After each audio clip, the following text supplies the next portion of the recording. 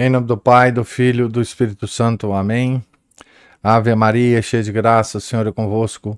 Bendita sois vós entre as mulheres, e bendito é o fruto do vosso ventre, Jesus. Santa Maria, Mãe de Deus, rogai por nós, pecadores, agora e na hora de nossa morte. Amém. São José, rogai por nós. São Felipe Neri, rogai por nós. Nossa Senhora de Fátima, rogai por nós. Em nome do Pai, do Filho, do Espírito Santo. Amém. Bom dia a todos. Nós estamos aqui na página 45 da biografia de São João Crisóstomo, escrita pelo padre Félix Arrarás.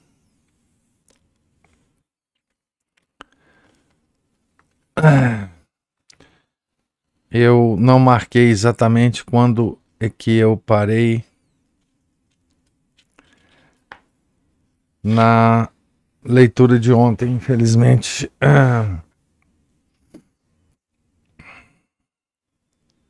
Professor, Aí. foi na página 41, aí quando começar o segundo parágrafo, apesar de tudo isso...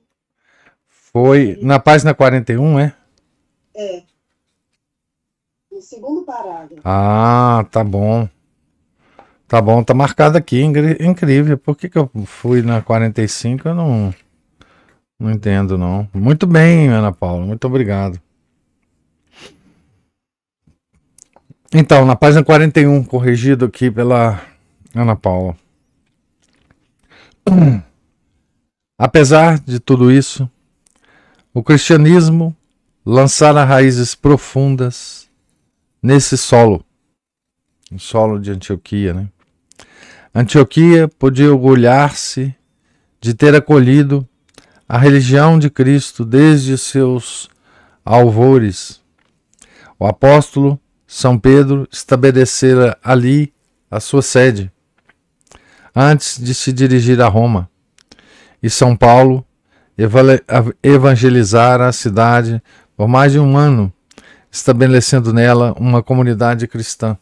Então, São Pedro foi o primeiro bispo, né, de Antioquia. Aliás, foi em Antioquia que se começou a designar os seguidores de Cristo com o nome de cristãos. Igrejas havias em bom número, e entre elas devemos mencionar as que se designavam por oratórios, pois nelas se venerava o sepulcro de algum mártir. A mais grandiosa era a Igreja de Ouro, assim denominada por causa das lâminas de cobre dourado que lhe revestiam profusamente o forro. Estava dedicada a São Pedro, e a sua construção, que começara em 326 por ordem do imperador Constantino, finalizara-se em tempos de Constâncio, em 341. Era um altivo edifício de forma octogonal, rodeado de amplos pórticos e rematado por uma cúpula. Brilhavam nela ricos mármores e pinturas variegadas, em que a arte bizantina ostentava todo o seu fausto e colorido. Constituía um cenário digno de acolher o maior orador de toda a cristandade. Outra igreja, menos rica, mas mais venerável por sua tradição, era a que se conhecia por Pálea, isto é, a antiga, porque se supunha estar situada no mesmo local em que se erguera a modesta casa onde se tinha alojado São Pedro e São Paulo, e onde estes haviam reunido os primeiros discípulos. Era também muito bela, digna de admiração, sobretudo pelo pavimento de mosaicos e pela altura da nave. Crisóstomo preferia-a a todas, devido à sua ligação com os apóstolos. por maior que fosse a atração exercida pelos templos e pelas cerimônias cristãs, havia, porém, os festejos pagãos, com os quais, de certa forma, era impossível concorrer. Apesar de o politeísmo se encontrar em franca decadência desde que Constantino lhe aplicara o golpe de misericórdia, ainda dava mostras de grande vitalidade, porque nesse culto o povo conseguia simultaneamente satisfazer um instinto religioso e dar vazão à sensualidade. Antioquia era chamada também Epidáfne, por causa do bosque de Dáfne, que se encontrava nos arredores e que constituía um dos principais centros da religião pagã. Quando se anunciava uma festa, afluíam para lá verdadeiras multidões, atraídas pelas piscadelas maliciosas das divindades, a fim de participarem dos ritos das bacanais e danças dionisíacas. E o frenesi era tão contagioso que muitos cristãos, ainda mal firmados na fé e nas virtudes, deixavam-se levar pela corrente. Era frequente vê-los sair compungidos da igreja, tocados pela comovedora palavra de João, para momentos depois correrem ao bosque, onde misturariam os seus risos convulsos com os dos mais declarados inimigos da sua fé. Então, os bacanais, né? Pagãos. Hoje nós temos isso em todos os lugares, né? E temos cristãos, né? Em todos esses ritos pagãos, né? Então hoje isso é muito comum, é fácil da gente entender, né? Esse comportamento, né? E eu dos cristãos antigos, né? E eu não estou dizendo aqui só essas festas. O maior rito pagão hoje, né, no mundo, que atrai milhões de pessoas, né, é certamente o carnaval, né? Mas não só o carnaval, né? Há muitos diferentes, né? No carnaval, enfim, a gente vê tanta coisa surpreendente, né? De cristãos, hoje cristão já não é mais a palavra, mas católicos, né? Inclusive padres, né? Católicos no carnaval, né? João voltou a Antioquia no ano de 381. Por mais que ele doesse, teve de reconhecer que a experiência monástica lhe tinha sido fatal. A necessidade impunha-lhe que se repusesse do seu esgotamento. Foram 5 anos de repousada convalescência, durante os quais serviu a igreja como diácono e enriqueceu as letras cristãs com mais alguns livros. Nenhum estudante da literatura grega desconhece, ao menos através de alguma antologia, as páginas mestras da sua obra intitulada Tratado sobre o Sacerdócio, dividida em 6 livros. Ainda não ressoa aqui em plenitude da voz do novo profeta, mas parece-nos escutar algo que tem o vigor e a sonoridade das cachoeiras de montanha.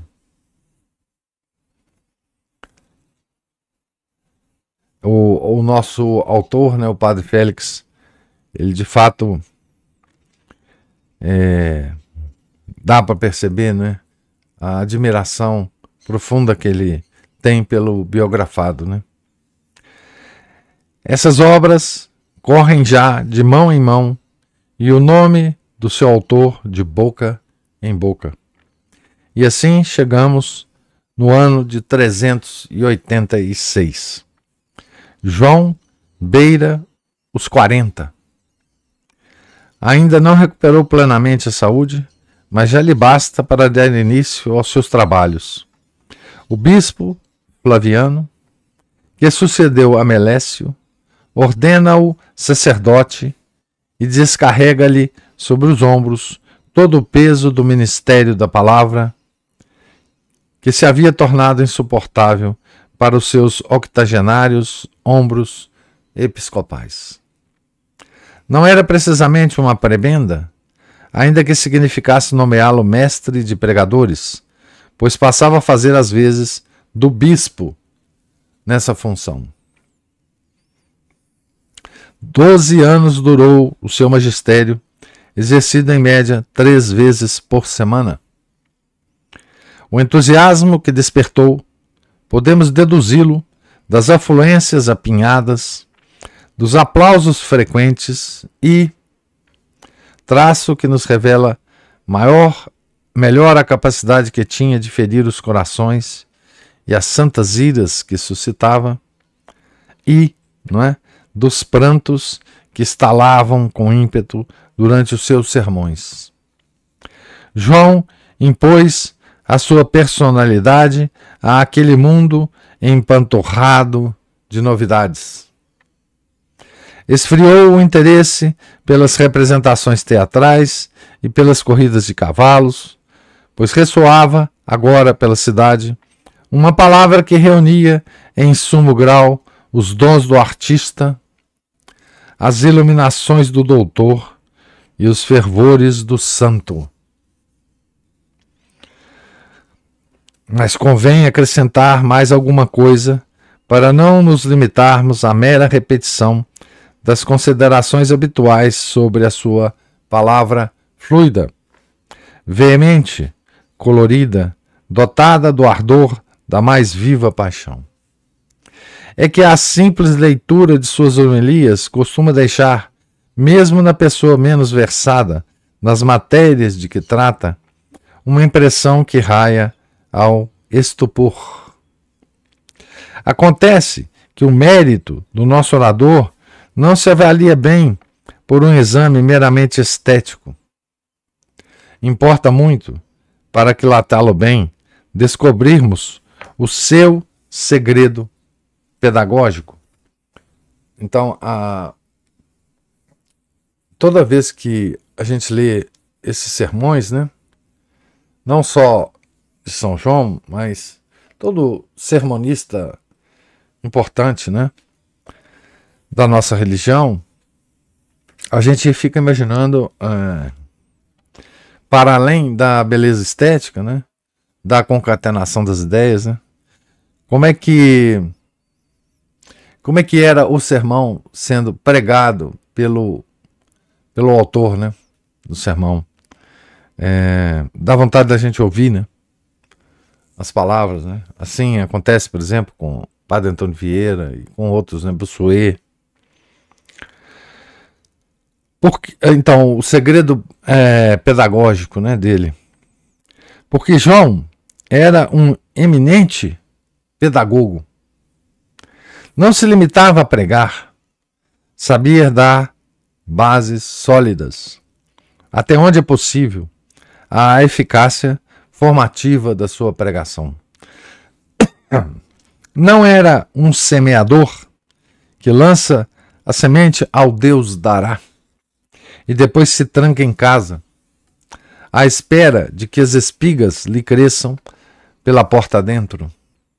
Não era um recitador entusiasta de monólogos, que fala com lágrimas na voz e as arranca aos seus ouvintes e depois se desentende do drama espiritual que lhes provoca. Psicólogo profundo, media por um olhar certeiro toda a distância que havia entre a sua alma voltada para a eternidade e a daquele povo mergulhado na voragem das preocupações festivas e frívolas. A palavra sagrada, por mais hábil que seja a balística de uma boca eloquente, só raramente transpõe um intervalo tão grande. Então, essa frase é bonita, né? E muito significativa, né? A palavra sagrada, por mais hábil que seja a balística de uma boca eloquente, só raramente transpõe um intervalo tão grande entre, né, uma alma voltar. Qual que é o intervalo tão grande, né?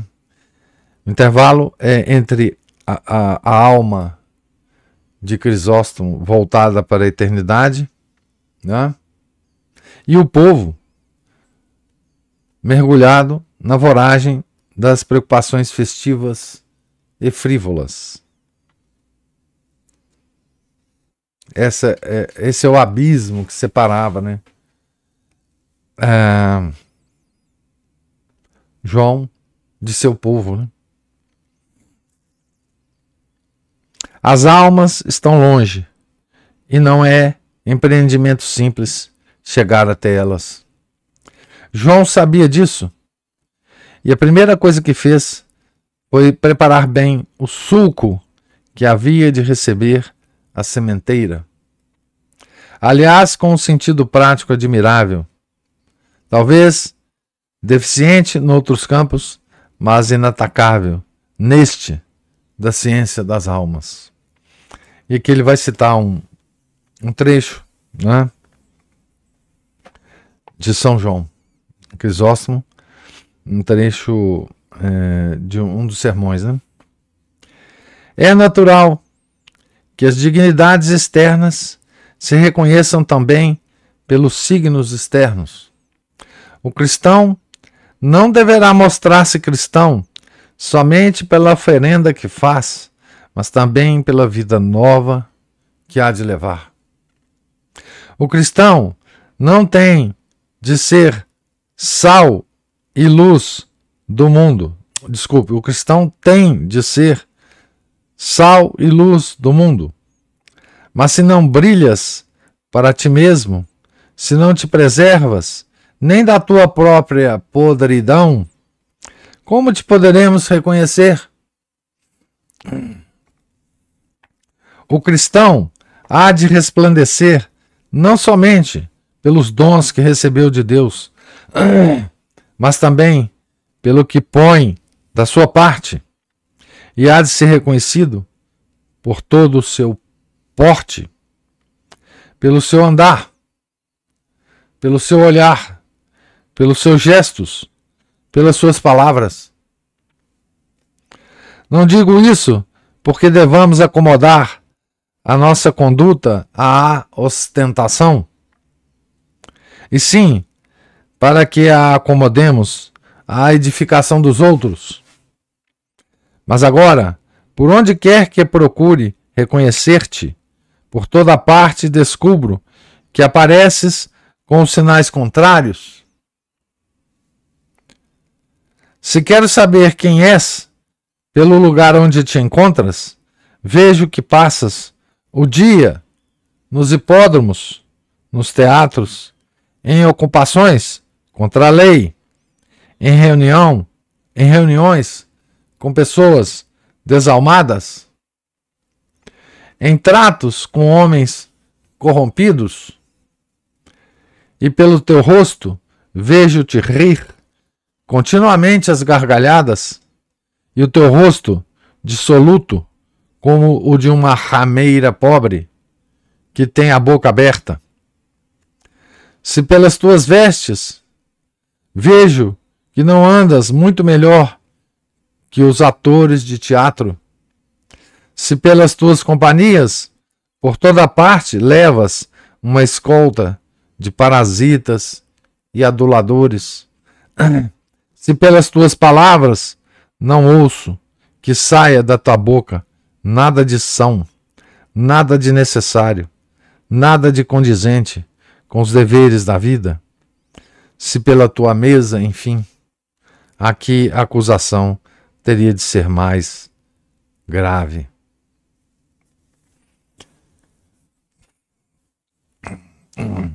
Então, essa é uma dos trechos, né?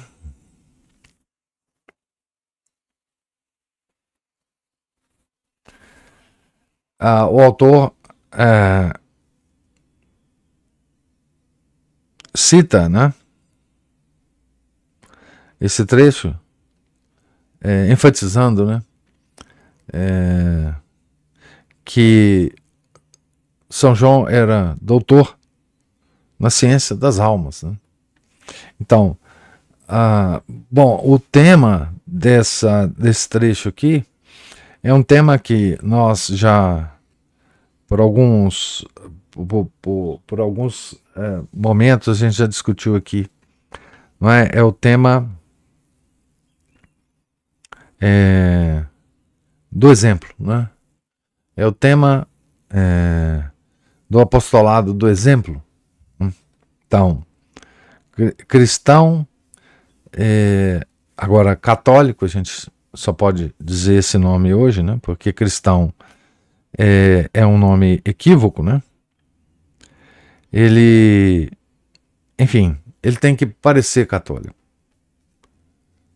não é? Ele tem que se distinguir por sinais, né, externos do pagão, né? E sinais que muitas vezes são sinais sutis, né? E ele ainda chama atenção, né,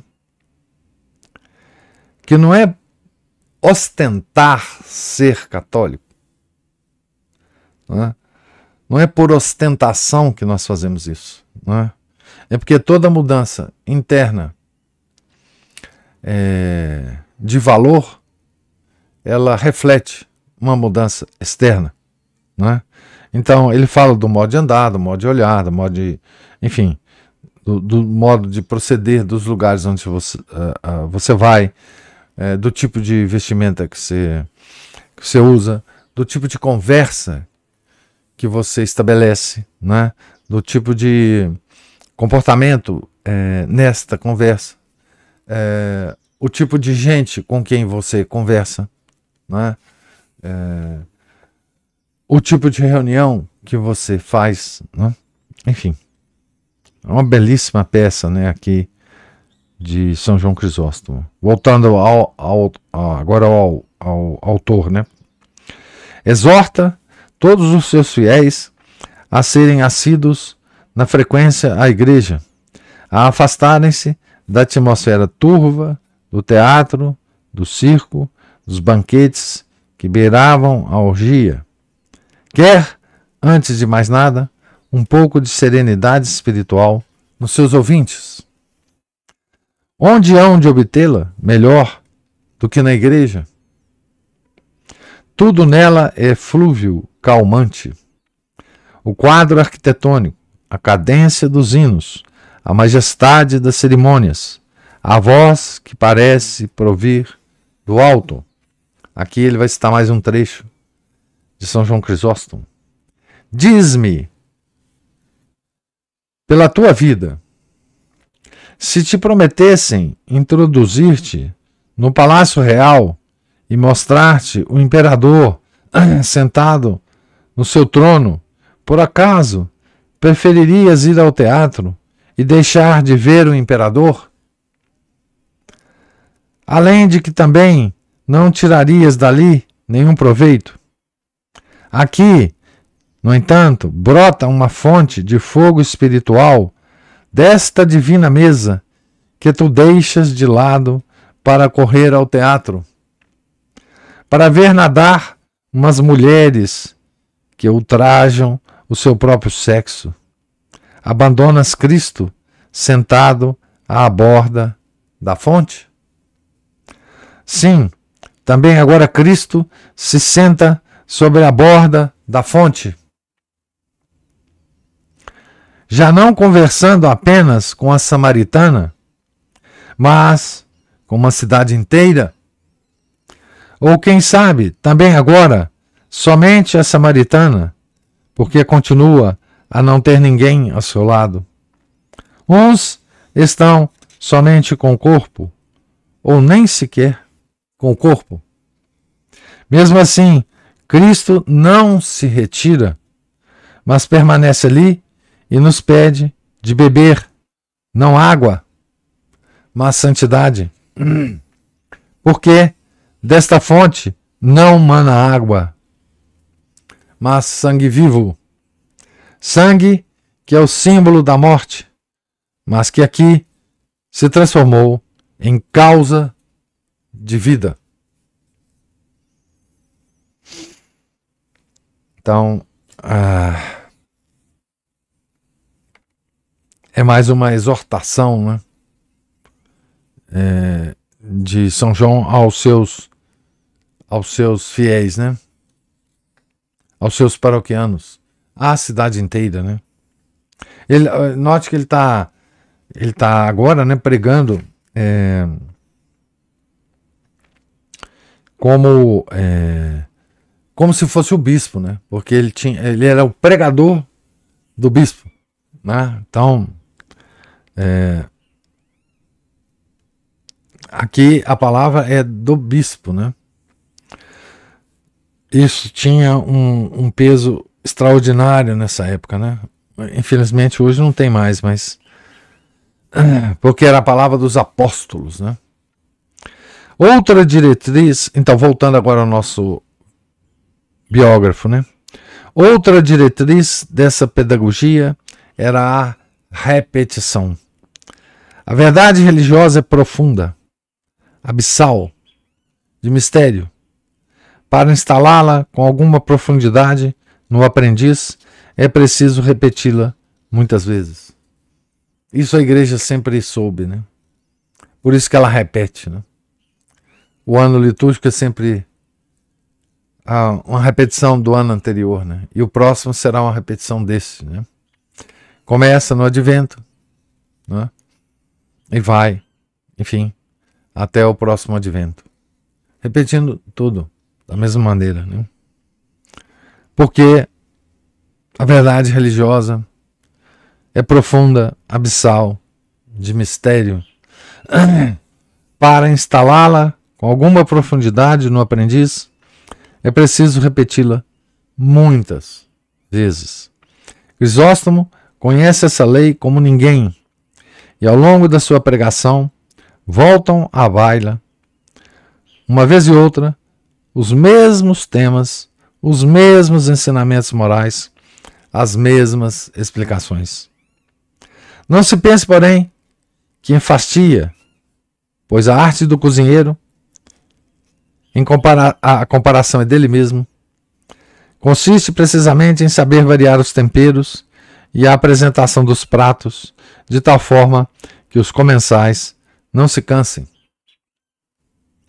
Para conseguir a colaboração dos fiéis nesta empresa, de cujo resultado pouco se fia sem a ajuda deles, quer que aprendam a amar o texto sagrado e recomenda-lhes que, se possível, se preparem para ouvir os sermões, lendo com vagar, em casa, a passagem sobre a qual versará depois o comentário do dia. Como se vê, são todos recursos pedagógicos. Não contente com a pregação na igreja, quer levá-la também ao seio das famílias e empenha-se nisso com veemência. Mais um trecho aqui de São João. Todo mundo se empenha em que os filhos sejam instruídos nas artes, nas letras e na eloquência, mas a ninguém ocorre pensar em como excitar-lhes a alma. Eu não cesso de exortar-vos, rogando-vos e suplicando-vos que, antes de mais nada, eduqueis bem os vossos filhos. Se tens consideração para teu filho, pelo teu filho, é aqui que o hás de mostrar. Além disso, não te faltará a recompensa. Escuta o que te diz São Paulo? Contanto que permaneçam na fé, na caridade e na santificação com castidade. 1 Timóteo 2,15. Se a tua consciência te acusa de 1000 pecados, busca algum consolo para eles. Educa um atleta para Cristo. Expressão de São Paulo, né? São João era um grande admirador de São Paulo, né? Não te digo que o afastes do matrimônio ou o envies ao deserto e o faças abraçar a vida dos monges. Não é isso que te estou dizendo. Certamente amo esse estado e faria votos a Deus para que todos o abraçassem, o estado religioso, né? Mas como parece uma carga, não obrigo ninguém a fazê-lo. Educa um atleta para Cristo e mesmo permanecendo no mundo, ensina-o a ser piedoso desde a primeira idade. Se os bons ensinamentos se imprimem na alma enquanto ainda é branda, mais tarde, quando tiver endurecido como uma imagem de cera, ninguém será capaz de os arrancar dela. É o que acontece com a cera. Tens o teu filho entre as mãos, enquanto ainda treme e se espanta à tua vista. Há uma palavra, há um gesto teu. Usa o teu poder para aquilo que convém. Se tiveres um filho bom, serás tu o primeiro a gozar deste bem. E só a seguir a Deus, e só a seguir Deus. Trabalhas, portanto, para ti. Fecha aspas aqui para São João, né? Não exerce o pai de família em casa uma função que tem qualquer coisa de sacerdócio? Nada mais natural, portanto, que seja aluno do orador sacro e com isso se habilite a ser como que um professor de religião doméstico. À hora das refeições e no convívio familiar, falando com simplicidade, deve recordar alguma coisa do que aprendeu na igreja e fazer com que dele aprendam a mulher, os filhos e também os servos.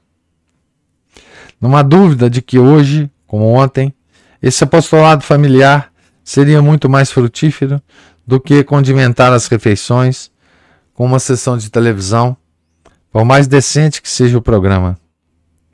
Afinal de contas, o que está em jogo é nada menos que educar atletas para Cristo. Então aqui termina o capítulo, né? Que descreve então a vinda, a volta, né, de São João Crisóstomo para a Antioquia, né, depois de ter passado alguns anos no deserto, né? Então, e aqui o padre Félix procura dar apenas uma ideia, né? Não só de Antioquia, né? Da cidade, a geografia e a sociedade, né? Dessa cidade, como também descrever as primeiras atividades de São João Crisóstomo como pregador, né, nessa cidade e algumas das suas preocupações, alguns dos seus métodos, né, e algumas das suas trechos, né, das suas homilias, né, como é que ele exortava aquele povo que o próprio autor descreve, né, como sendo um povo que saía da igreja e ia para as festividades da deusa Daphne, né, do bosque lá de Daphne, né, e enfim, aos bacanais e às danças dionisíacas, né? Então é esse povo que vai escutar, né, São João Crisóstomo na sua, na sua estada, né, em Antioquia, tá certo? Então, queria ouvir agora as observações, se houver, de vocês.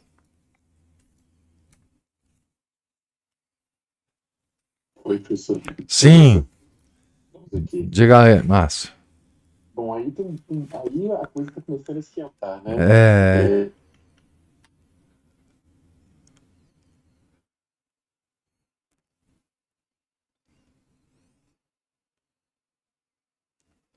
Sai da vida das pessoas em termos de sociedade e também não saem da vida da pessoa individualmente, né? Aquelas coisas assim que a gente fala, né? Aí quando eu me converti, eu falo assim, você começou seu processo de conversão, porque os vícios, os maus hábitos demoram, né? O próprio Santo Afonso dizia do Santo Agostinho que ele demorou mais de 10 anos para se livrar de um dos vícios dele, né? Vícios de maus hábitos, né? Aham. Aquele pecado de estimação, vamos dizer assim. Uhum. Isso Santo Agostinho. Agora imagina o resto da turma como é que não fica, né? Nós sabemos de nós mesmos, né? Nós temos nós para saber, né? Essa vida, os paganismos, as ideologias, né? essas máximas do mundo, essas crenças de tempo e lugar, assim, elas são uma espécie de encardido, né? Haja limpeza, haja roupa quarando no sol. Antigamente era quarado no sol com anil, né? Hoje em dia tem Vênus, né? Tem pouca gente que lembra disso, Márcio. Anil, puxa vida. Anil. Não, aqui em casa, nossa, teve a guerra do anil, o senhor sabe, né? Não sei. Não sei não. O anil é sensacional. O anil eu usava aqui para colocar nas camisas brancas minhas, assim. Que é isso? Que coisa mais antiga. Que coisa mais. Eu não sabia o que era anil. Que isso? Aquele tabletinho azul. Isso, anil, gostava daquilo, põe na água assim, põe de boa, tirava. Será que existe isso ainda? Ô, professor, deve não, né? Os produtos de limpeza que são Existe o anil líquido também. Olha só, tá vendo? A pessoa que sabe tudo de... Pessoa versada. Repertório fantástico de prendas domésticas. Puxa vida, um anil. Versado no doméstico. Quarar. Pois é. Quarar roupa. Quarar roupa no sol. Quarar roupa, igual o pessoal que aquara no sol. Se a dona Juliana fizesse um curso assim para meninas modestinhas da geração da última letra alfabeta aí, sei lá, não sei mais também não. Tem tanta denominação de geração que... Pois é, aí já pensou, porque essas mocinhas de hoje elas não sabem fazer nem um sanduíche, né? Tipo, vamos fazer um misto quente. Como é que faz isso? Mal sabe jogar a roupa na máquina de lavar, né? Que isso, máquina de lavar? Nem sabe o que é isso. Joga no cesto de roupa suja lá, banda e se cuida do resto. Pega uma camisa branca, uma toalha, um lençol, uma calça jeans, joga tudo lá e lava tudo junto. Beleza. Lava mancha tudo, é uma maravilha, né? Desse jeito. Mas... Pois é, mas aí você vê também, né, que o paganismo ele não sai, ele não desencroa, né, da vida pessoal, nem as ideologias, né? Não. E não adianta, né? O pessoal, mesmo lá nos nossos lá, tem muita coisa ainda encardida, a gente mesmo tem muita coisa encardida. Mas uma coisa interessante do apostolado do bom exemplo, né, professor? Ele toda hora bate aí. Outro dia eu estava lendo o padre Faber também, ele lá no Progresso da Vida Espiritual, ele falando a mesma coisa. Não adianta a gente chegar, discursar, dar lição de moral para os outros, porque muitas vezes a pessoa vai até e fala assim, o quê? Não quero saber disso não, coisa chata. vou ficar chato igual essa pessoa, mas aí ele fala também sobre o apostolado do bom exemplo. Exatamente isso que foi dito num dos sermões aí que o senhor leu. Ser sal da terra, luz, né, Do mundo. do mundo, e brilhar essa luz, né, aí sim. Nos lugares mais escuros, inclusive, né? Principalmente. É. Né, principalmente esse, onde a luz refulge mais ainda. E justamente as pessoas, como o nosso senhor falou, elas vão realmente glorificar Deus, né, se referir a isso como uma coisa divina, né? E vão se interessar por aquilo, vão querer também vão querer a companhia dessa pessoa boa, vão querer, bom, pelo menos as pessoas que estão interessadas nisso, né? Porque tem muita gente que, infelizmente, vê uma pessoa boba como uma pessoa boba, né? Um objeto de... Mas pelo menos aqueles que estão atentos vão ser atraídos, né? Sim, verdade. Aqueles que estão atentos, estão querendo... Estão procurando. O caminho, né? Isso. Esse sim, porque o resto... O resto não adianta. Uma presa, né? Isso não adianta. Um hospedeiro, um parasita, né? Só dá isso. E o que tem muitos também. Né? E sempre o bom exemplo que a gente tem que fazer, né? Para isso também tem que ser e aparentar ser uma pessoa de bem, né? Também, né? Como ele colocou aí. É porque o que está dentro sai para fora, né? Tem que sair, né? Sai naturalmente. Então, se você está observando uma coisa que não é boa, é porque a coisa dentro não está boa, né? Uhum. Ela já dá os seus sinais, né? Que o tradutor colocou como signos. E falar em tradutor, professor, mas esse autor, ele não é do século XIX, por que ele colocou ali televisão? Você já viu, né? É porque adaptaram, né? Adaptaram. Pois é, o tradutor traiu o texto. Na verdade, esse texto é antigo. Vamos lá. Vamos salvar o tradutor aqui, né? Porque eu já cometi algumas traduções. Esse autor morreu em 1970. Pode ser que... Não, o autor. O autor. Então já faz sentido. Eu pensei que ele fosse... Pode ser que ele tenha escrito o livro anteriormente e depois ele próprio tenha revisado, não é? O livro. Sim, então, enfim, ele morreu em 1970. Não, já havia televisão. Já. Do Hitler já tinha televisão. Exato. Não, então tá entendido. Pelo menos. Eu pensei que ele fosse do início do século XIX. Pode ter nascido no final. Não, ele nasceu, exatamente. Ele nasceu ainda no século XX, eu acho.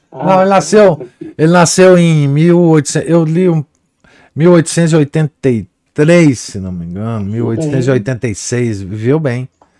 Não, aí dá para entender, que aí ele viu a televisão, né? Então, viu. Tranquilo. Eu pensei que ele fosse da era napoleônica, pensa bem, não sei onde é que eu tirei isso.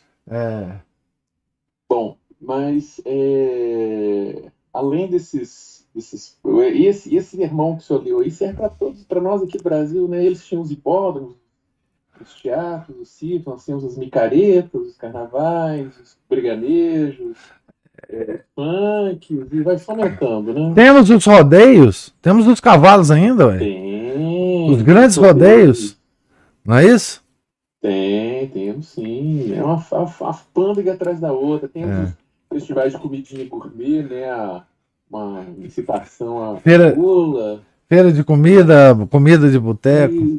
Boteco para tudo é canto, né? Tinha uma piada que falava que cada 4 casas na Irlanda, uma é um bar. Eu acho que aqui em Belo Horizonte está mais ou menos seguindo esse rumo, né? Tá. E lá eles brindam a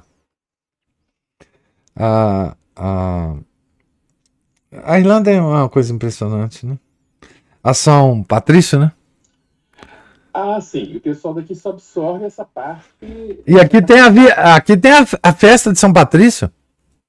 Festa entre aspas. Exatamente. Eles comemoram a festa de São Patrício aqui com cerveja. Né? Tem vários botecos aqui de Belo Horizonte, por exemplo, que participam dessa festa. Pois não, com as mocinhas com as sainha verdinha no meio da perna, assim e tal. Incrível. Não, e ninguém pensa assim, quem foi São Patrício? Pois é. Né? Que ensinava a Trindade com um trevinho, né? Falava assim, a Trindade aqui, ó, um só Deus, tá vendo? Um trevo só, com 3 pessoas, 3 folhinhas, assim, ó. Pois tá vendo? Cada pessoa é Deus, mas Deus não é cada pessoa. É igual os ecologistas festejando São Francisco de Assis. Ah, é a mesma coisa. Pensava que fosse um deslumbrado, cheio de passarinho voando em cima dele. Vai ver a vida que ele levava, que as coisas que ele escrevia. Pega aquela carta dos fiéis lá e lê em voz alta. Ele vai engolir em seco muita coisa ali. Aqui, o nosso autor aqui da biografia nasceu em 1883. Pois é, mas desde que ele tenha pegado o tempo da televisão, tá ótimo. Morreu em 70. Não, a televisão foi inventada no tempo do Hitler já, então aí é tranquilo. Mas o São Patrício expulsou as cobras da Irlanda, né, uma apresentação da expulsão do paganismo. Mas uma coisa interessante tem ali os pais educarem os filhos, que a gente não vê isso hoje em dia. Aliás, a gente não vê os pais dentro de casa, né? Eles foram expulsos pelo divórcio ou pela patroinha que diz que ela é a rainha absoluta de casa e ele só manda lá fora se ele quiser. Né? Pois é, mas essa própria sermão aqui, Márcio, mostra que esse problema é antigo, né? Assim, exatamente, a própria necessidade de São João ter feito esse sermão, né, é um problema antigo. E aí, por isso mesmo que a gente coloca que a ausência do pai em casa é paganismo. E quem estimula isso é pagão. Então, para dar um recado para as patroinhas aí pararem de expulsar seus maridos de casa da vida familiar. Convidá-los a participar, porque senão depois não vem aquele negócio. Minha filha, aí não é que tá problema. Nosso filho. Aí tem que tirar o menino da delegacia ou menina com 12 anos da maternidade, teu filho. Não. Você me ajudou, você não quis que eu prevenisse o problema, agora quer que eu resolva? Eu sou um bom mecânico para consertar o problema, mas não sou um bom mecânico para falar, olha, isso aqui tá errado, tem que corrigir, tem que consertar. Então, exatamente. Vai fazer papel de trouxa e educar os próprios filhos sozinho e aguentar a bomba sozinho no meio do colo. E o interessante exatamente, Márcio, quanto mais a gente conhece o paganismo, mais a gente percebe o paganismo nas nossas próprias vidas, nos nossos próprios hábitos, no nosso próprio convívio. Incrível, incrível isso mesmo. E esses dados históricos ajudam bastante. Nossa, demais. Nada mudou, né? Porque a conclusão de qualquer comentarista que vier depois de mim aí vai falar, nada mudou. Não, se a gente... O que mudou? A roupa, né? Se a gente acreditar no progresso, se a gente acreditar nesse negócio do progresso moral do homem, essas homilias de Santo Agostinho, São João Crisóstomo, dessa época, não faria o menor sentido para nós. Estariam completamente defasados. E elas fazem sentido justamente porque nós somos do mesmo jeito que os pagãos. Nós nos comportamos do mesmo jeito que os pagãos se comportavam. Sim. Em termos históricos, assim, de comportamento e tudo mais das instituições, na verdade, a gente está mais ou menos de volta aos tempos de cadência do ser humano. Né? Nós temos, infelizmente, nós não temos, às vezes, os mesmos remédios. Ao invés de, por exemplo, o pessoal bater retirada para o ermo, o pessoal vira migtal, migtal é ótimo. Não é? Migtal é ótimo. Se o pessoal tivesse algum senso de religiosidade, eles partiriam nem que fosse na colheita urbana, trancado no seu quarto, rezando, meditando, lendo, e sendo, né, alguém discreto na vida aí, mas a solução que o pessoal está voltado não é a mais adequada. Embora, de certa forma, tenha certa semelhança. Mas, se eu ver, o comportamento, o poder imperial do Estado, a decadência das instituições, todas elas perdendo prestígio e credibilidade, e o prestígio e credibilidade sendo transferido justamente para aquilo que não presta, né? E para quem não presta. Mas é isso. Minhas julgações estão ao fim, professor. Muito obrigado pela paciência. Obrigado. Obrigado pela paciência me aguentar. Obrigado você, meu cara. Só uma coisa que me ocorreu quando você falava do apostolado do exemplo, é que tem uma história, eu já devo ter contado ela 1000 vezes, porque é velho, fica contando história, repetindo, mas o Chesterton, quando ele estava se aproximando da igreja católica para se converter de fato, receber a primeira comunhão e tal, ele dizia o seguinte, que chegou uma fase no caminho dele em direção à igreja, que nenhum dos inimigos da igreja conseguiria pará-lo nesse processo.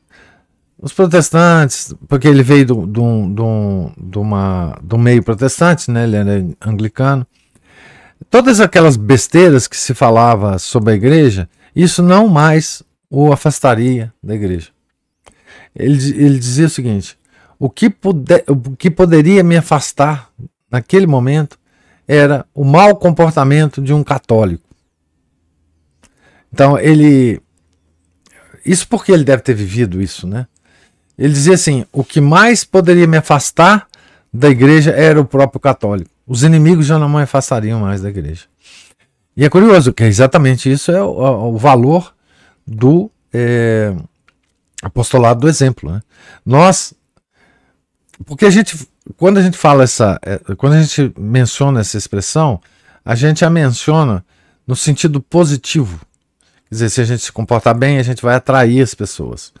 Mas tem um sentido negativo que é muito mais, talvez às vezes mais efetivo, que é o nosso comportamento, o nosso mau comportamento vai afastar as pessoas da igreja. Porque as pessoas, sabendo que somos católicos, nos vendo comportar mal, eles vão lançar esse mau comportamento à nossa igreja. Então nós estaremos afastando pessoas da igreja. Então é muito importante a gente analisar o nosso comportamento nessa ótica, né? Quer dizer, nós podemos estar afastando pessoas que estão progressivamente se aproximando da igreja, às vezes até por nossa orientação, e a hora que vê nosso comportamento, nosso mau comportamento, falar, não é aí que eu quero ir, não é? Então, isso ficou registrado na vida do Chesterton, e é um registro pungente que ele faz. O que ele fala é, eu poderia ter me afastado da igreja definitivamente antes da minha conversão por causa dos católicos. Tá? Então, isso é muito importante, a gente estar com isso sempre na nossa cabeça, né? Porque às vezes a gente pensa que com um certo comportamento nós estamos atraindo pessoas e nós estamos, ao contrário, afastando as pessoas da nossa própria religião, né? E isso é um desserviço muito grande, né? Ao nosso Senhor Jesus Cristo. Pois é, professor, o senhor disse aí, tem um rapaz até que ele postou no YouTube uma vez que levou um amigo para missa, né? Missa em latim e tal, mas ele ficou meio chocado com a esquisitice e o mau comportamento do pessoal e não quis voltar. Agressividade na argumentação, ou seja, não soube conquistar a pessoa para Nosso Senhor com delicadeza, com suavidade, né? E é uma coisa também assim que eu nunca gostei muito, foi acabar também com tomista de escadaria de igreja, né? Escolástico de padaria. Não, isso aí não. Desde os tempos antigos, às vezes eu conversava com as pessoas boas, agradáveis ali fora, mas na hora que conversava com o pessoal cheio de bobaginha, eu passava reto. E esse pessoal é tão desagradável, né, cara? Esses são tão desagradáveis, tão sisudos, fingidamente sisudos. Pois é. Puxa. Nem o senhor não aguenta, né? Não, eu não aguento, não, eu não. O senhor não aguenta, imagine eu, então. Não, mas você tem obrigação, você é o grande catequista. Você tem obrigação. Grande é adjetivo do senhor, tá? O fato é que eu sou catequista, mas assim, por falta de opção. Inclusive, nós estamos já recrutando pessoas para nos ajudar nessa tarefa e futuramente, quem sabe, talvez fique na mão apenas delas, porque eu sou assim, ad hoc. Mas isso também cansa, né, cara? Não, isso também cansa. Você tem tantos anos que você tá nessa batalha aí. Pois é, eu tô aí pra preencher uma vaga. Né? Ah, A vaga, não existe o vácuo, né? Se deixar o vácuo, você vai cair na mão não, você tem que. protestantes, É, né? Das paróquias modernas, né? O pessoal é. daqui a pouco vai estar colocando cartazinho lá sobre Campanha da fraternidade. Campanha da fraternidade. fraternidade, os danos à Amazônia, isso é É, muito importante, né? é. Isso vai, né? Questão de salvação. Pecado ecológico. Isso. As leis de Noé, a 30 Noísmo. da ONU lá. É. Pois é, nós até descobrimos lá perto onde a gente dá catequese um quadrinho desse, aí a gente estava fazendo a devida tradução lá para algumas pessoas que são catequizadas, né? Tipo, erradicar a pobreza, assim, na verdade é erradicar o pobre. Claro. Né? Onde não tem pobre, não tem pobreza, na verdade. É. Mas o fato do mau exemplo do pessoal na igreja é assim, as pessoas olham assim, nossa, que pessoa chata. A gente fica chata quando vem aqui, então quer voltar aqui, não. E aquela mancha no tecido branco, ela sempre Realça. falta mais do que no tecido já sujo. Né? Realça. Realça. Então, não seria um ambiente legal para ter esse tipo de gente dando mau exemplo, gente mal educada, gente grosseira, gente sem compaixão pela dor do próximo. Aí, quando eu tive minha lesão no joelho lá, que eu rompi o tendão, né, na verdade. Uhum. Eu sido um pouco mais adiante, tinha que fazer uma cirurgia para recompor. Aí a gente vê a quantidade de gente que faz piada com um acidente que você teve ali, ri da sua cara, na sua cara ali na escadaria da igreja. Assim, Impressionante isso, né? revirando os olhos de dor ali, de muleta, conseguindo nem dobrar a perna para entrar dentro do carro, né? Porque, afinal de contas, a gente não anda mais em carro de 1941, igual meu avô tinha, que entra quase em pé no carro. Né? Mas aí você vê aqui, assim, nossa, esse pessoal está se revelando, hein? Que beleza. Mas teve também, graças a Deus, muita gente legal. Não, aqui, te dá uma dica aqui, ó. Muito inflamatório natural que eu pode usar. É legal mesmo. Mas pode usar.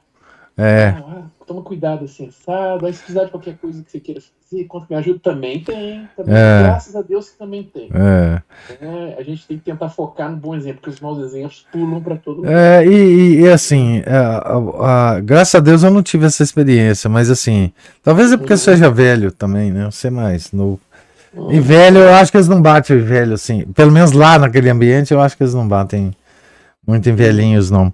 Mas você está falando dos maus exemplos, mesmo dentro da igreja, né? Os maus exemplos de dentro da igreja.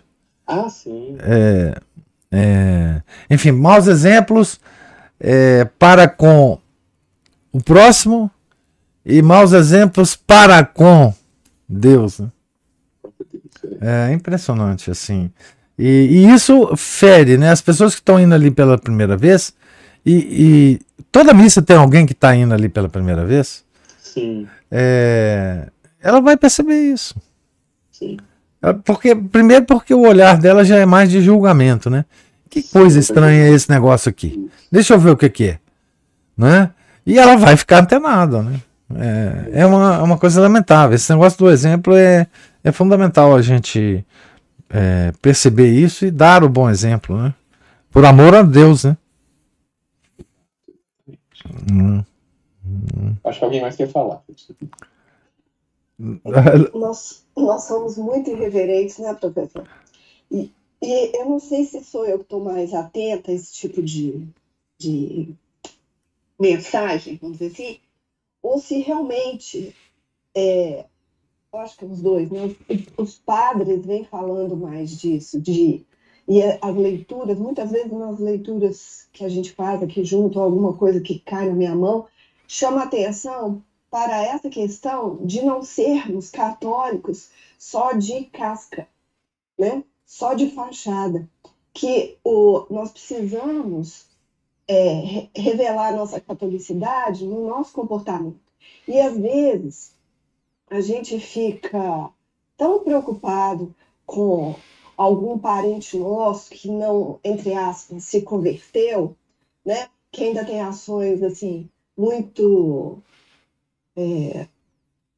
digamos, dentro do modernismo, que sejam muito liberais, né?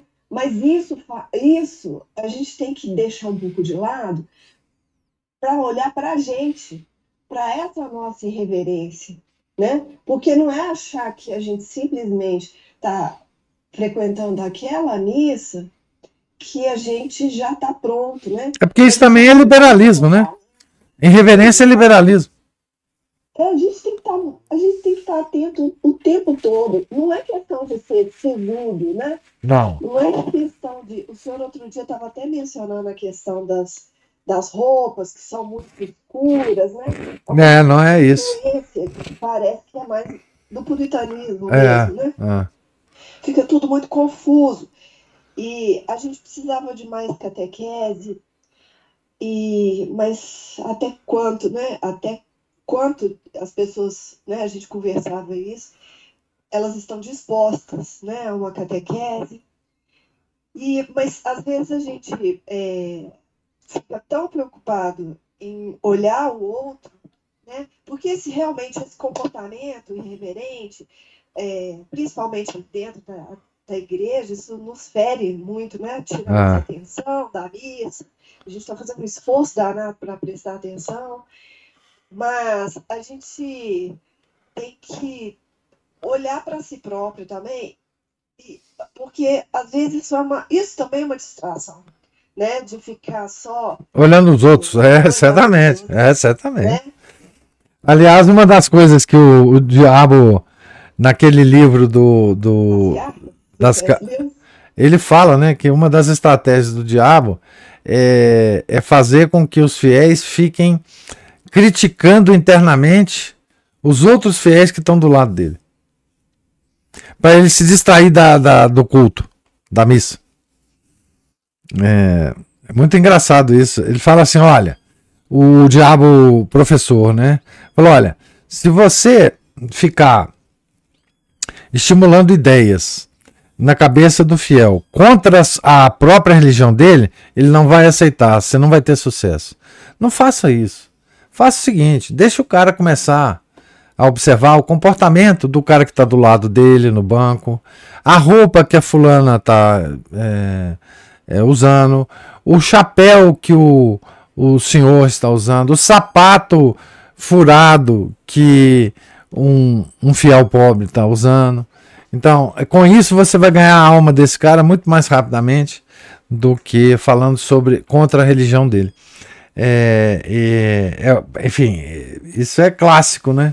O C.S. Lewis já tinha nos alertado, né? A gente tem que falar sobre isso, mas na missa a gente tem que tentar se desligar, né? Porque senão, assim, tentar achar um lugar na missa que seja mais no geográfico, né, na igreja que seja mais tranquilo, tentar, porque ali a única coisa que importa é a presença do nosso Senhor Jesus Cristo, o rito que está sendo celebrado, e a presença real e a Eucaristia, né, que você vai receber. Então, o resto, enfim, a gente tem que... Quem sabe, a gente fala tanto desse apostolado do exemplo, né, mas quem sabe se a gente prestar atenção em si próprio, a começar dentro do nosso comportamento, dentro da igreja, a gente procurar ficar mais calmo, a gente procurar ficar mais silencioso, mais reverente. As pessoas, é igual quando, por exemplo, outro dia eu estava falando com uma moça assim, gente, vamos ter calma com essas pessoas, porque às vezes chega uma pessoa que vai pela primeira vez ali, aí a moça tá de calça jeans, ela tá sem véu, mas ela tá com uma blusa de alça. Calma.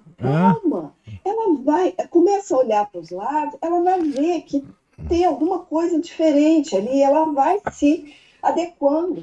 Se ela tiver uma boa vontade, ela vai se adequar. Agora, não é chegar para ela, aqui não pode ser assim. Não pode, não. Calma, gente, calma. Eu já vi tantas pessoas assim que foram lentamente se adequando. Eu fui uma dessas. E a pessoa percebe. A pessoa, quando entra num ambiente desse, ela percebe que ela está vestida de forma diferente. Não precisa ninguém falar para ela, não. Não. Só se ela for débil mental. Só se ela for débil mental. Calma. E o mesmo vale para as outras coisas, né, professor? Porque o padre fala, vamos manter o silêncio dentro da igreja. Acaba Acaba a missa, as pessoas conversam e se dão tapas assim dentro da missa, e pegam o celular e vão olhar coisas Gente, no celular. dentro da igreja não dá para conversar, não é possível conversar. Não, pelo A não ser amor que de seja absolutamente necessário. Deus, necessário. Mas assim, não é lugar de conversa. Dentro da igreja não se conversa. Não se cumprimenta, não se dá tapa nas costas. Sai da igreja e vai. Mas não é incrível isso É a mesmo. nossa irreverência, né? É. Eu acho que a gente tem que começar de algum lugar. Vamos tentar começar dentro da igreja. Que eu acho incrível isso. O padre fala naquela missa que o padre falou, vamos manter o silêncio. Naquela missa, as pessoas já Ah, 1 minuto depois que ele fala, a pessoa já continua o papo. não presta atenção. E o celular, outro dia tinha uma senhora que eles estavam rezando a ladainha após o texto, chamou assim, ó, rogai por nós. E ela ia rolando a tela, o feed Sim, do Instagram, sim. enquanto ela falava rogai por nós mecanicamente. Gente, a gente tem que prestar muita atenção. Né? Não é. Em nós mesmos. Eu acho que não tem jeito. Eu vi essa senhora. Não tem mais jeito não. Não tem. Mas bebê, a gente está falando dos bebês fofinhos. A gente tem que prestar muita atenção que os bebês são fofinhos mesmo. Eles são muito engraçadinhos, mas ali não é momento. Eu quero falar, inclusive, o seguinte, que isso é um mau exemplo para os próprios bebês. Criança na missa, ela tem que saber que o adulto não fica falando com ela. Não fica fazendo gracinha para ela. Porque se a criança está na missa e todos os adultos que passam, ai, que bonitinho, ela acha que está num lugar qualquer. Ela não está num lugar qualquer. Ela está na missa. E a criança tem que aprender isso desde cedo. Então, essa coisa de se conectar com crianças na missa é um mau exemplo. É um mau exemplo. Infelizmente. Por isso que os pais com criança, normalmente, devem se sentar mais afastados lá no final da igreja e cuidar dos bebês. É claro que o pai tem que cuidar, não tem jeito, né? Agora, o menino cresceu um pouquinho, não tem esse negócio de ficar dando tchauzinho, ô fofinha, oi, menininha. Não, isso não. Depois, lá depois fora da missa, tudo bem, você pode abraçar, beijar, que saudade. Mas na missa não tem esse negócio. Não tem que chamar atenção de menino. Do ter que ficar dando tchauzinho. É uma coisa... Bom, mas enfim. Ai, Deus, é tanta coisa que eu vou te falar, viu? É triste demais.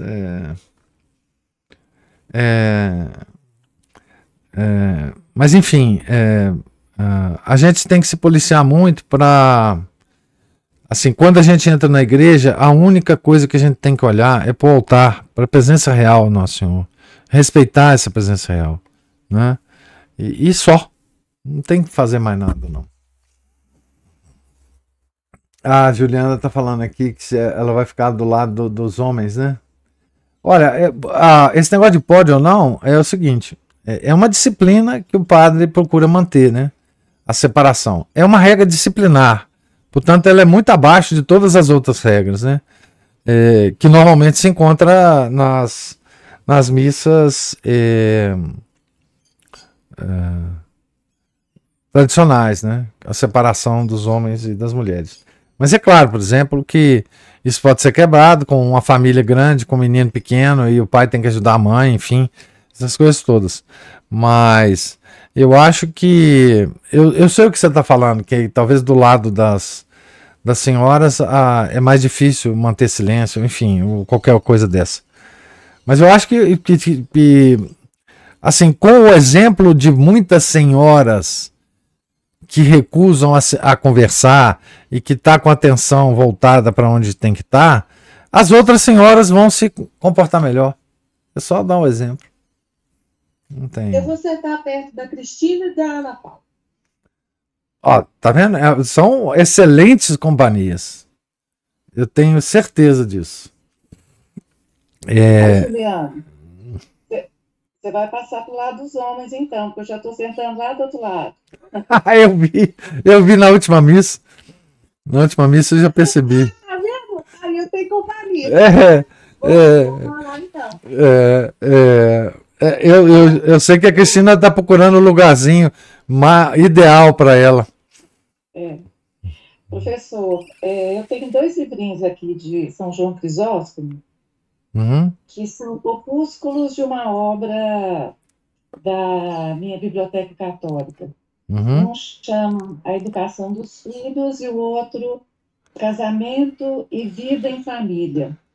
sei. E eu comecei a ler esse Casamento em Vida e Família, mas eu tenho tanto livro aberto aqui que eu vou largando e pegando outro. É aquela desorganização total. Uhum, Mas tem uma coisa muito interessante em uma dos tratados, né? Porque São João Crisóstomo, ele tem sermões, tem tratados, tem.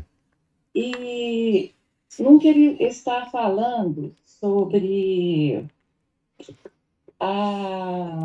ele está falando sobre o comportamento da viúva. E é como se ele estivesse desdobrando, né, a carta aos Coríntios de São Paulo, Ah, fazendo aquele ajuste fino, né, do comportamento do cristão daquela época, naquele começo de cristianismo. Então, ele fala assim, que São Paulo, na carta aos Coríntios, fala assim, tudo deve ser no Senhor está grifado. E aí ele retoma São João Crisóstomo e fala, no Senhor significa com prudência e decência, pois sem ela jamais veremos a Deus. Então, assim, essa é uma expressão bastante significativa, né? Porque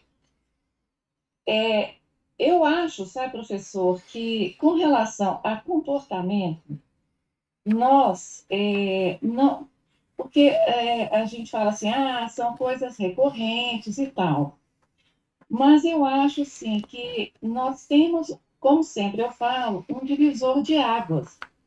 Porque ter noção de se comportar dentro da igreja, por exemplo, eu acho que o senhor tem, o senhor acabou de se expressar, eu acho que eu tenho, né, o Márcio, a Ana Paula, né, quem está se expressando tem essa noção.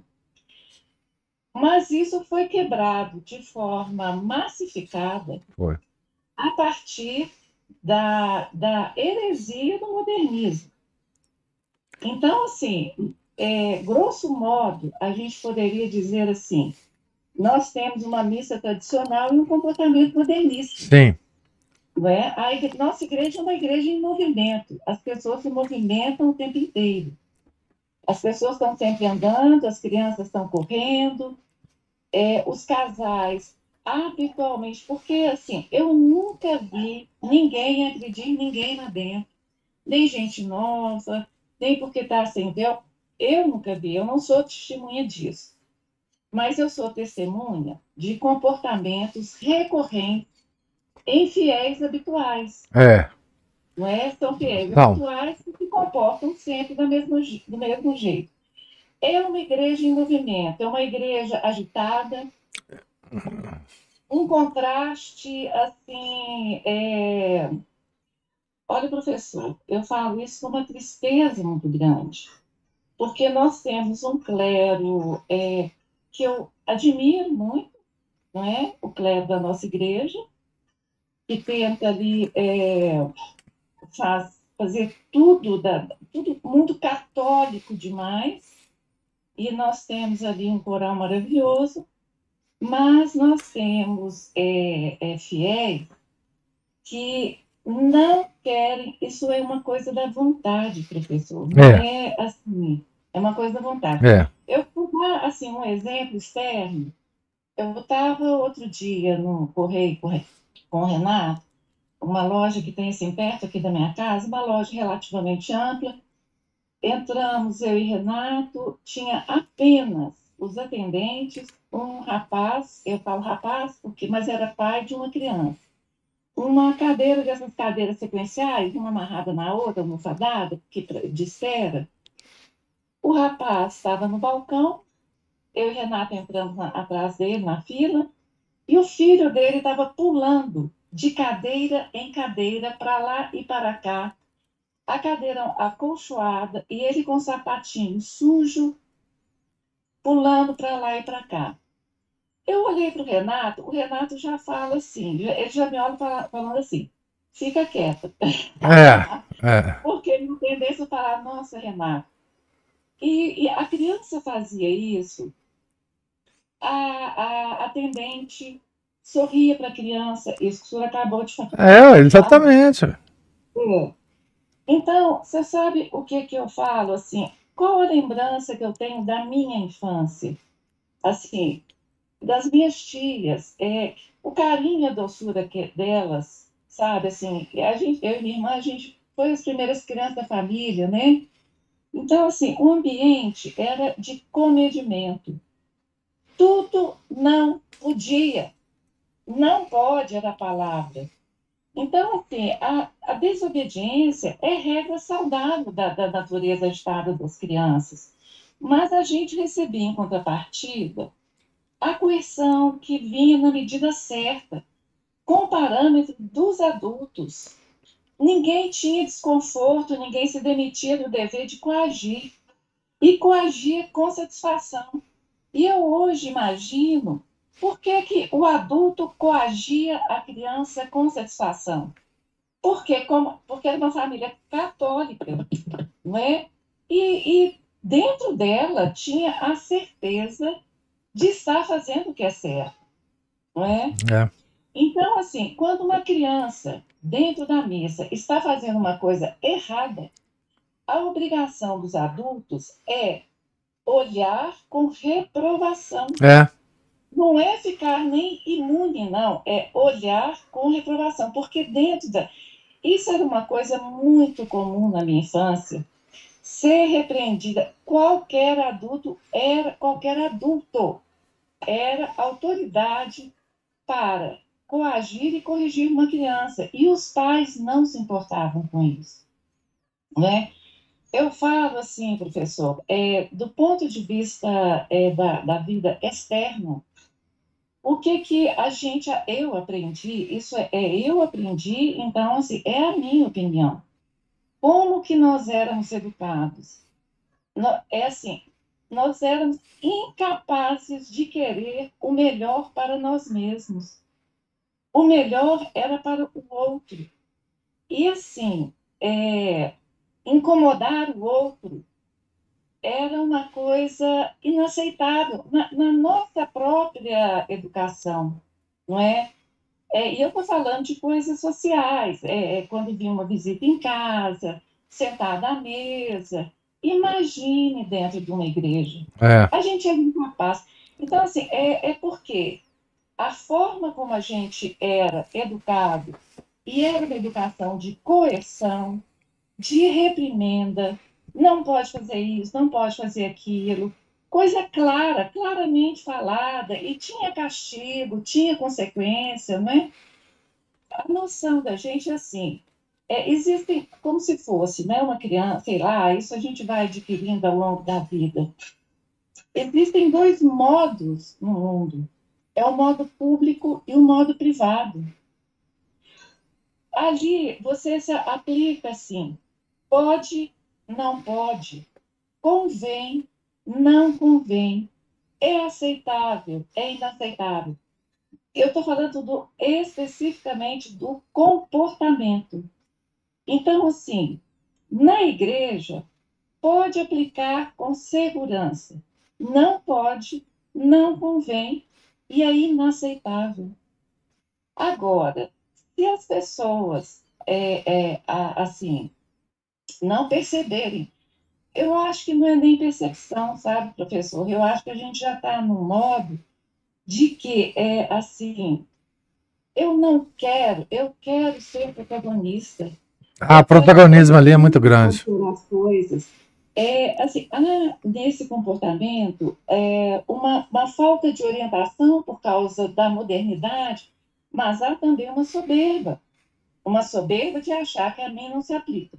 Ora, dentro da missa, se nós estamos... Eu não vou nem falar do sagrado. Assim, o que eu diria sobre o sagrado? Para os pais, eles estão perdendo a única chance que existe na face da terra deles ajustarem a fé dos filhos dele diante do sagrado. Então, eles estão perdendo uma oportunidade imensa, mas imensa. Isso, professor, dá muita pena, porque essas crianças serão os padres e as freiras e os casais do futuro.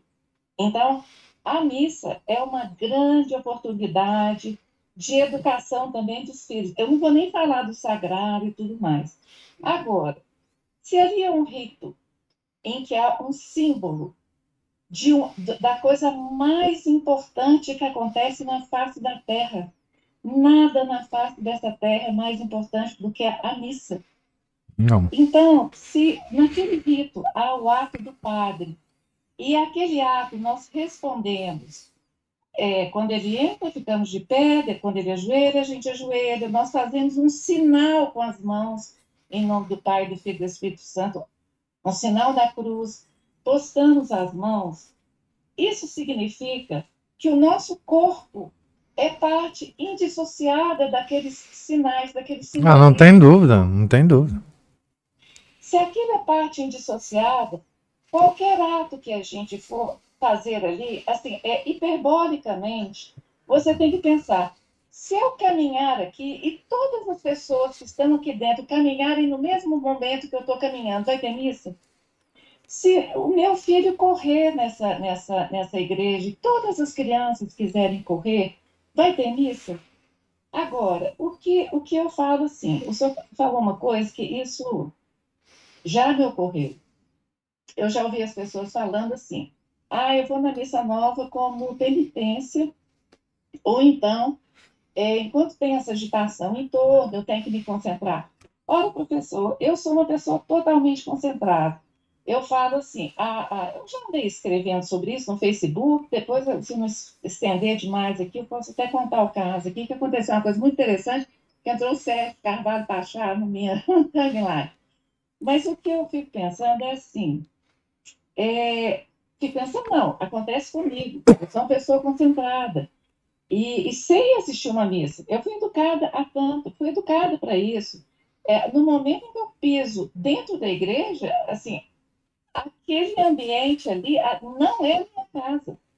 Não é a minha casa. Aquela casa ali é de Deus, ali não é casa de ninguém. Mas, assim, você está de olhos fechados, é o que eu falo, assim, que é o lugar da mística pessoal, é a igreja. Então, uma criança bate o pé, a outra corre, você abre o olho, tem uma mãe em pé, balançando uma criança para lá e para cá. Então, assim, isso vai virando uma tortura, por quê?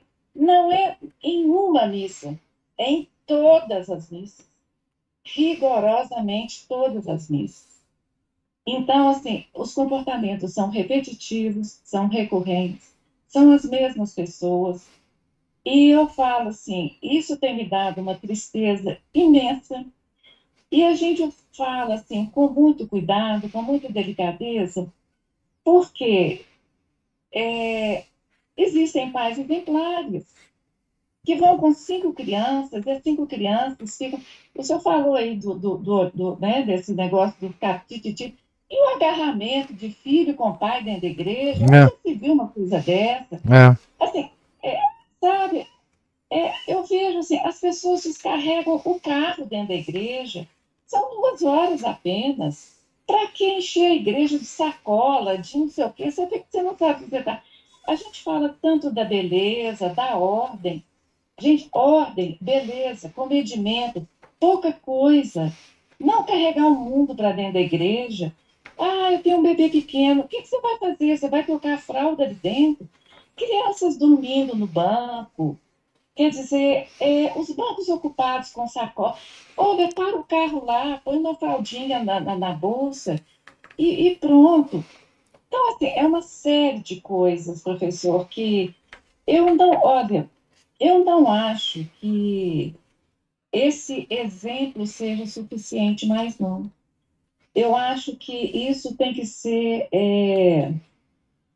ensinado objetivamente, sabe? Os pais deveriam ser, não sei, eu acho assim, não creio que seja objeto de catequese também não, sabe?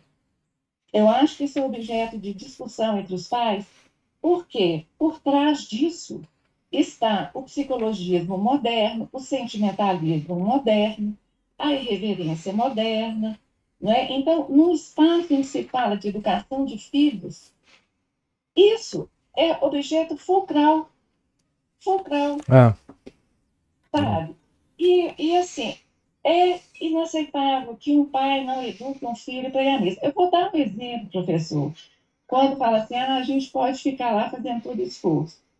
Em uma das missas passadas, na minha frente sentou um casal com duas crianças. Uma, não sei quem são, e não falo aqui de forma nenhuma, personalisticamente, de pessoas. Acho que ninguém vai saber quem é e tal. Uma criança mais crescidinha e um bebê. A criança crescidinha passou a missa inteira em pé no banco, de costas para o altar, de costas para nosso Senhor Jesus Cristo. Ela mexia com a criança na frente e ela encarava as pessoas. Olha, no meu tempo de criança, se eu olhasse para a cara das pessoas, a minha mãe tossia meu braço. É uma coisa que eu fui ensinada. Primeiro, a olhar no rosto das pessoas que estavam se dirigindo a mim. Não é brincadeira isso. Agora, se eu ficasse encarando uma pessoa, a minha mãe apertava meu braço e falava: para com isso, isso é falta de educação. Não ficou encarando as pessoas. Pois essa criança passou a missa inteira olhando para quem estava rezando de costas para o altar. Enquanto, assim, criança é assim, assentada no banco, em fileira, se a família é grande, nada de menino escornado.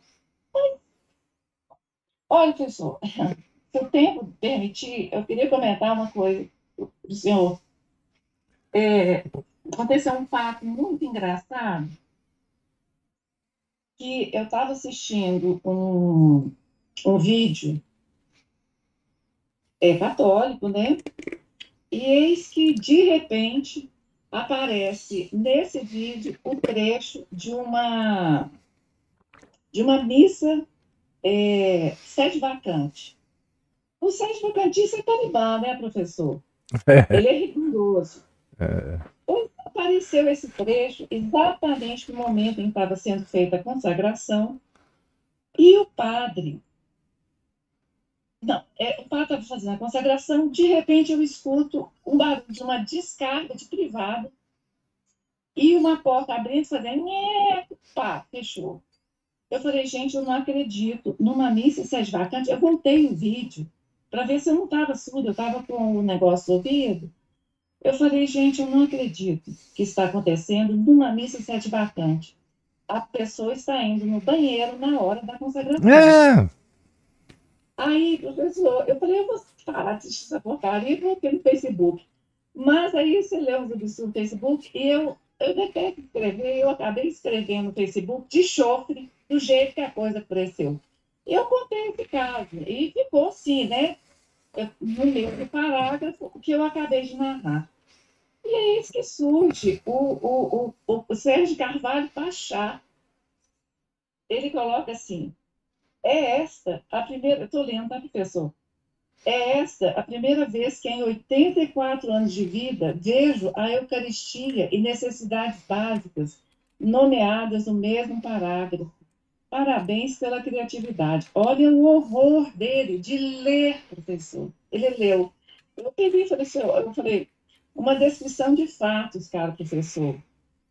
Em 63 anos de vida, nunca vislumbrei tal instalação e até pouco tempo jamais soube que existia isso nas igrejas. E aí ele entrou de novo e falou, espero, querida Cristina, que não tenha tomado minha manifestação como algo pessoal. Eu, claro que não tomei, é uma honra tê-lo como amigo. Mas, professor, eu vou dizer para o senhor assim, que isso tudo que eu estou falando, e depois eu continuei, até apropriei dessa fala do Márcio, porque eu não sei exatamente quem. Posso ler, professor? Claro. Tudo demais.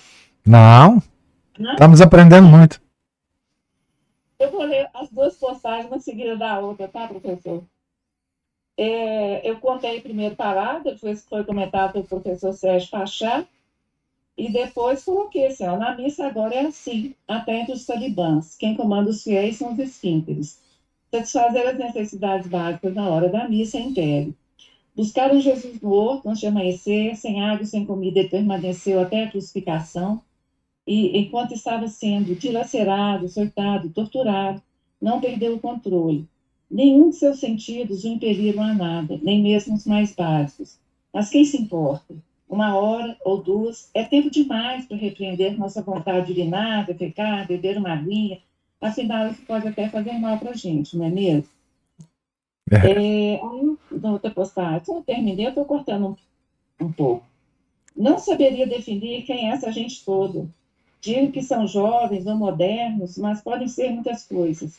Teólogos de escadaria de igreja, moscas de padaria em homenagem ao Márcio, moscas de padaria soberbas ou simplesmente gente mal educada mesmo, que nunca soube que usar fio dental dentro do banheiro de luz apagada para não causar incômodo às paredes foi regra de bom comportamento vinda diretamente da roça desde tempos imemoriais. O que eu estou dizendo aqui é o que eu já falei. A educação da gente de antigamente, a gente não incomodava as pessoas. Eu estou sendo bem hiperbólica aqui, professor. E quando eu falo diretamente da roça, foi porque quem me ensinou isso foi o meu pai, que veio da roça. É. Roceiros, então roceiros, né? Continuando. Na roça foi estabelecida a civilização. Tudo que pode e tudo que não pode, o que convém e o que não convém, em público ou em privado, na perspectiva do céu e na perspectiva do céu na terra. Céu na terra de letra maiúscula, porque eu estou falando aqui do que é sagrado. Veio da roça o aprendizado da esperança, o aprendizado do sagrado, quando ela ensinou aos fiéis que a missa católica de sempre é a única experiência mística segura neste mundo imaligno posível. Estou lembrando aqui do Romano Amédio, né? O mundo posto no maligno. Que os modos ante o sagrado são parte indissociada dos símbolos da realidade de que participam, mesmo que inconformes com as próprias disposições internas. A disposição interna é assunto privado, restrito, porque ninguém é obrigado nem a conhecer e nem a se distrair com o fardo alheio durante a missa. Cada um cuida de si, cada um cuida do seu sofrimento, cada um cuida das suas vontades pessoais, do que é impelido a fazer. Cada um se contenha por si mesmo, porque o próximo do lado está assistindo a nosso Senhor Jesus Cristo, que está ali na frente, e está acontecendo ali na frente o fato mais importante do universo, que é a celebração do sacrifício do nosso Senhor Jesus Cristo. Né? Eu fecho isso aqui, professor, com um dado, sim, que é verdade. No tempo das penitências públicas, conversar fiado dentro da igreja rendia 10 dias a pão e água. Isso nós tiramos de um livrinho, que eu e o Renato traduzimos um livro. Traduzimos não, usamos tradutor e arrumamos. Um livrinho sobre... sobre... Ih, já acabou. Anguete. Bom. O que é? Professor, pensei que estava travado. Não, tô aqui, ué. O livrinho que você traduziu aí pelo Google e... Pelo Google. Porque era assim, no tempo das penitências públicas, conversar fiado dentro da igreja rendia 10 dias a pão e água. Mas como eu sou má, professor, no Facebook eu sou má. Se pedisse a minha opinião, eu acrescentaria mais 7 dias de penitência para quem ficasse olhando para os lados feito uma coruja. A roça, não sei se ainda existe. Se existe, já perdeu a autoridade. Então, professor, eu acho assim, que desperdício que a gente está vivendo, que desperdício de ter uma missa assistida à perfeição por nós, porque do padre e da administração apostólica não está faltando nada. Não. Não é? A Não. gente tem muito a agradecer quem trouxe a missa para cá. Eu sou muito grata, especialmente à catequista da minha filha, que foi a Tatiane Borgatti, porque eu vejo aqui na minha filha muitos traços disso, apesar do marista, né? É, Meus filhos católicos maristas, que acham que a missa tridentina não tem importância nenhuma, mas vamos eu e Renato, né? E eu acho assim, parabéns para os pais que se esforçam muito, porque são muito, né? é. Tem pais exemplares ali com os meninos. Pais exemplares, né? E a gente reza para eles, que eles continuem a dar exemplo, que se fortaleçam, né? Que os filhos deles sejam exemplo para outras crianças, né? E que quem sabe. Agora, eu acho que a gente esperar que as pessoas, por só intuição, a grosseria já está muito forte, sabe, professor? Então, eu acho que esse é um assunto que deva ser falado, propagado e repetido, e que as pessoas saibam que quem está falando, fala com fraternidade, fala com afeto, fala Com preocupação. sem soberba. Nós somos um deles, nós somos um deles, nós não somos estranhos, entendeu? Então é isso. Desculpa, professor. Tivemos uma aula extra aqui que todo mundo está adorando. Eu pelo menos estou. Que bom. Muito obrigado. Muito obrigado. Tá bom. Eu que agradeço. Estou convidando, então, a Juliana a ir para o lado de lá até a gente ver uma forma melhor. Tá ótimo. Nossa, que bom. Que observações boas. Gostei demais. A aula maravilhosa. Cristina, vamos fazer um banco das boas maneiras, um banco da boa conduta. Eu fico no meio de você e da Ana Paula, vou prender para vocês duas. Amarrada, né? Amarradinha.